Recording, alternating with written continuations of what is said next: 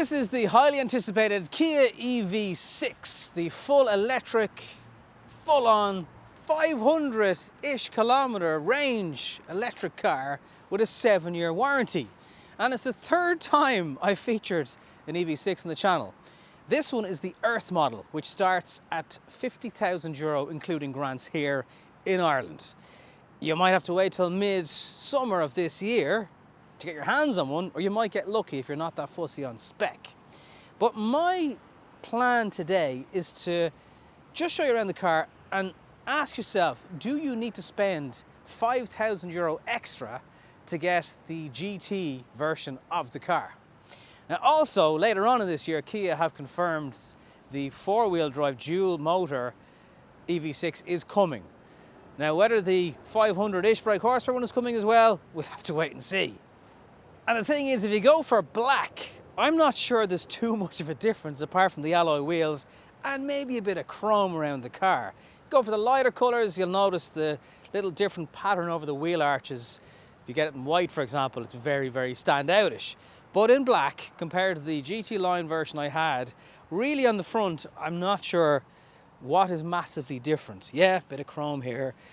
The lights still look absolutely savage. The creases on the bonnet still look savage. Under here, you still get your frunk, which you can store your cables in, your vehicle to load device, which again is standard on the Earth model.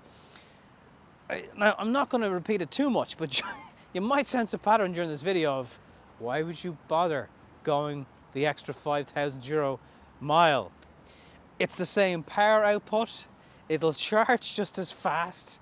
There's a couple of things it doesn't have, like the 360 surround camera. Okay, the glass sunroof, but actually you'll probably get a little bit more headroom in this car, although not as much as the Ioniq 5.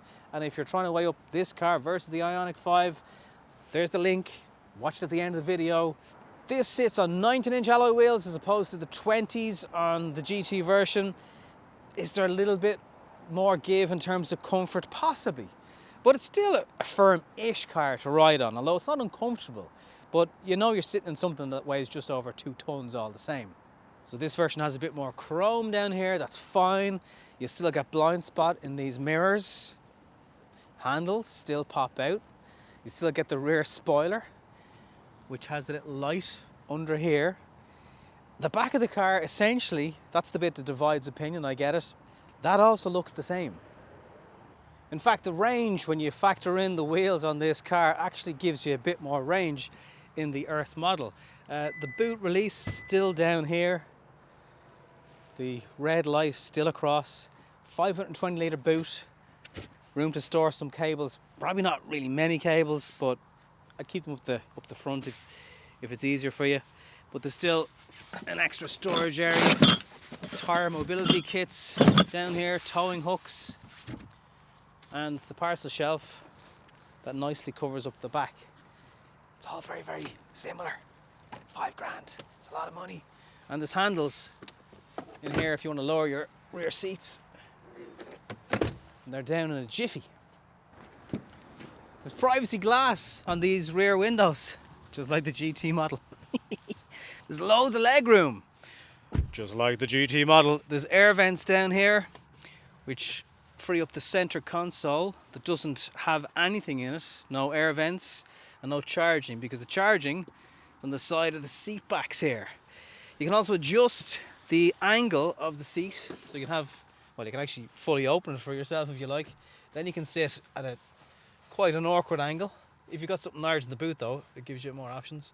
Then one more back, and then another one back, and then fully back. There's actually about 5 different steps on it. The only time this kind of creates a bit of a problem is if you're trying to secure a child seat in and you need the tension across the seat belt and there's a bit too much give.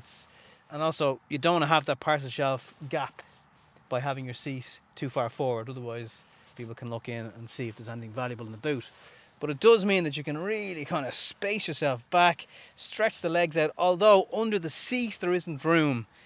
Just the way the battery kind of sits up, it means that you can't quite get your feet under there.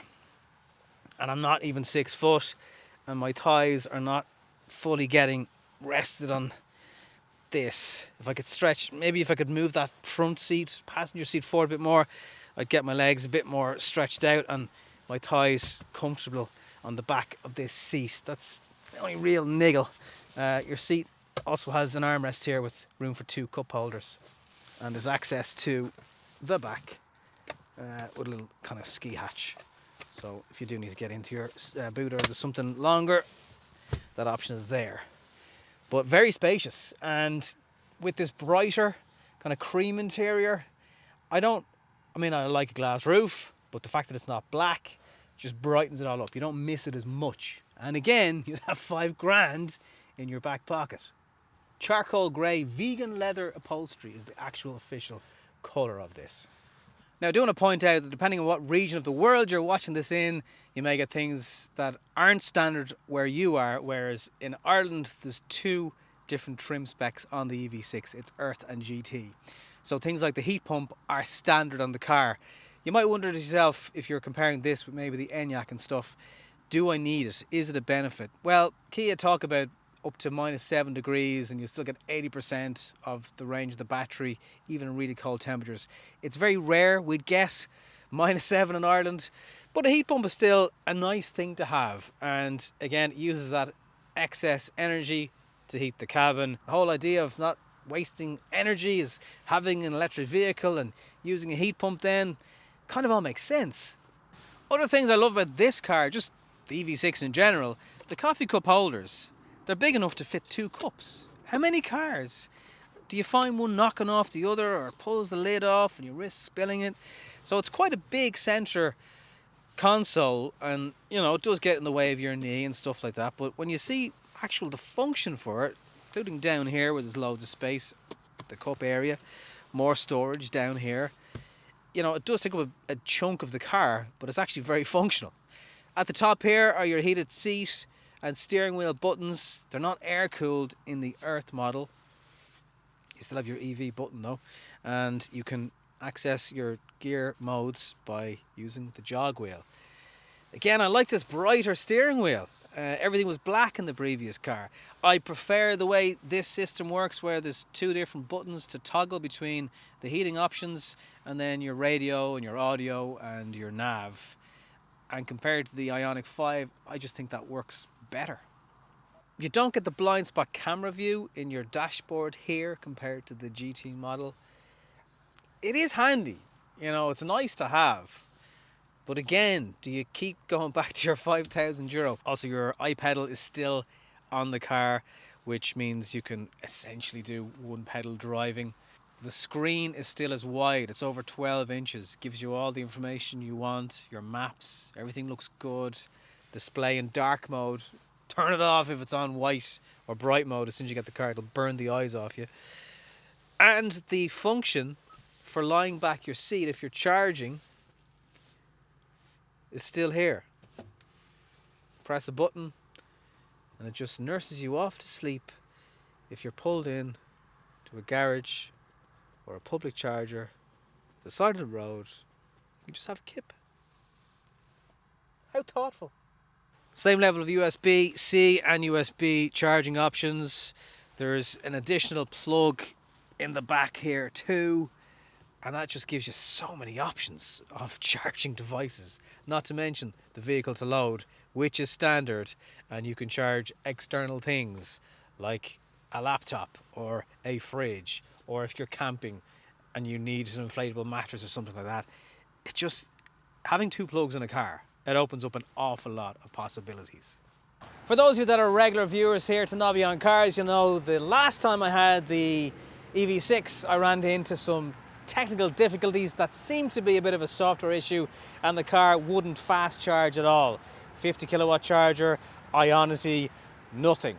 Happy to report in the Earth model that I have on loan at the moment, I'm plugged into IONITY, it's working perfectly, and it's so nice to see all these spaces empty, although it is 73 cents a kilowatt hour. So it's an expensive charge.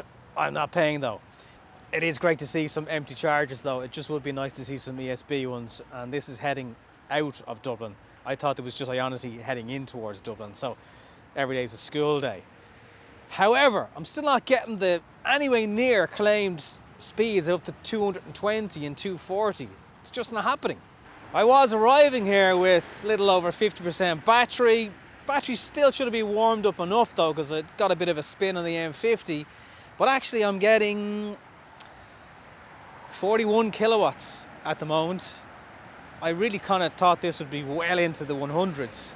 So I've gone from 60, well, high 50s to 64% in 7 minutes. It's not anywhere near as fast as the claimed speed. And I know there's lots of things that have to work out, but it's kind of like you're in the lap of the gods, whether you'll get faster charging. The temperature has to be a bit warmer. The battery has to be a certain temperature. There has to be a certain amount of range left in the battery. So I get why it's not powering along. If I'd arrived here with 5%, I'd expect to be getting much faster charging into the vehicle. Anyway, the main thing I wanted to check was, did it work? And it does. So, panic over. Anyway, time for the conclusion. And in case you can't already work out, I've really enjoyed my time with now another version of the EV6. The fact that I drove the GT version first might have skewed my thoughts on the car, but actually I think it's helped me because, yes, things like the glass roof are lovely, the larger alloy wheels are lovely, the lane cameras, they're nice, but when you side by side compare the two cars, especially in black, which really doesn't look all that different, it's €5,000. And some people have commented on social media and DM'd me and on the other video and just asked, you know, do you really think it's worth it? I don't actually know. I love a head-up display that is augmented reality. I do like those gadgets, but it's not like this car is coming in paddy spec anyway. When you look at things like Mark drives in Poland, the price of this car actually seems like we're getting a bit of a bargain. I'm not saying it's cheap, it's still €50,000 after grants and all that stuff. It'll still do the super fast charging when terms and conditions allow. I just don't see why you'd actually need to spend the extra €5,000. They've spec'd this car so well, even in Earth mode. And the fact that it still has the 77 kilowatt hour battery, the same almost 230-ish output, it's a bit of a no-brainer. If you haven't subscribed yet to the channel, please make today the time you do. I've got loads more stuff planned for 2022. And it'd be great to have you along for the journey. So thank you very much for watching. I hope I've helped you narrow your decision down. GT or Earth model. Obviously check out the GT video and the link here. It's lovely, but I do actually think this is perfect. Thanks for watching.